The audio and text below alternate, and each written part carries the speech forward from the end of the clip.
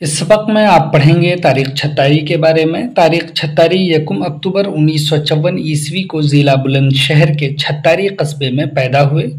علی گڑھ مسلم یونیورسٹی سے اعلیٰ تعلیم حاصل کرنے کے بعد آل انڈیا ریڈیو میں پروگرام ایگزیکٹو کے طور پر تقریباً 10 برسوں تک کام کیا۔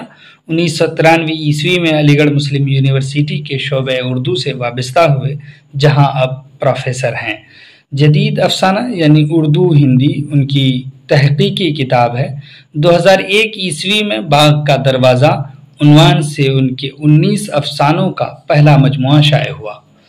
1970 کے بعد جن افسانہ نگاروں نے اپنی تخلیقی سرگرمیاں شروع کی، ان میں تاریخ چھتاری نے کم لکھنے کے باوجود اپنی شناخت قائم کی۔ علامتوں کا سلجھا ہوا استعمال ان کے افسانوں کو روایت سے الگ کرنے کے باوجود قابل مطالعہ بناتا ہے۔ زبان کی سطح پر محتاط رویہ انہیں دوسرے ہم عصروں سے امتیاز عطا کرتا ہے۔ تاریخ چھتاری تجربہ پسند افسانہ نگار ہیں۔ کلاسیکیت سے بھی انہیں شغف ہے اور ان کی تخلیقات میں اس شعور کا اکثر و بیشتر استعمال ملتا ہے۔ نیم پلیٹ، گلوب، زیمبان، چابیاں، صبح کاذب، آن بان، باغ کا دروازہ اور لکیر ان کے مشہور افسانے ہیں۔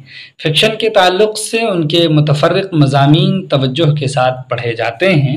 تاریخ چھتاری کا تخلیقی طریقہ کار اس طور پر دوسرے لکھنے والوں سے مختلف ہے کیونکہ ان کے یہاں جدیدیت کے آخری عہد کے افسانوی حربے بہت متوازن طریقے سے استعمال میں لائے گئے ہیں۔